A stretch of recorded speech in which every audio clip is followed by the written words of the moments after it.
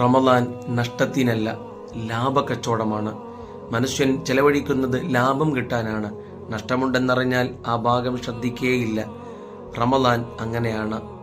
1 രൂപ കൊടുത്ത് 10 രൂപ കിട്ടുമെന്നറിഞ്ഞാൽ സന്തോഷമാണ്.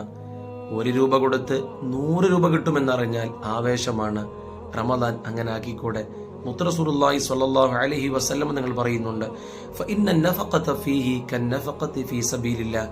റമദാനിൽ ചെലവഴിക്കുന്നത് ഇസ്ലാമിന്റെ വിജയത്തിന് വേണ്ടി നടത്തുന്ന യുദ്ധത്തിന് ചെലവഴിക്കുന്നത് പോലെയാണ്. റമദാനിൽ 1 കൊടുത്താൽ 10 അല്ല 100 അല്ല, അതിനേക്കാളും ഇരട്ടിയാണ്. ഞാനാണ് പ്രതിഫലം നൽകുന്നതെന്ന് അല്ലാഹു കരാറ് നൽകിയതാണ്. റമദാനിൽ അങ്ങനെ ചെയ്തുകൂടെ? പാവപ്പെട്ടവരെ, ദരിദ്രരെ, യതീം മക്കളെ, വിധവകളെ ഒന്ന് കൈകോർത്ത് അവരെയും സന്തോഷിപ്പിച്ചുകൂടെ? നിത്യജീവിതത്തിന്റെ നിത്യലാഭത്തിന് വേണ്ടി ആവണം നമ്മുടെ റമദാൻ. നമുക്കും സ്വതക്കയിൽ പങ്കാളികളാകാം.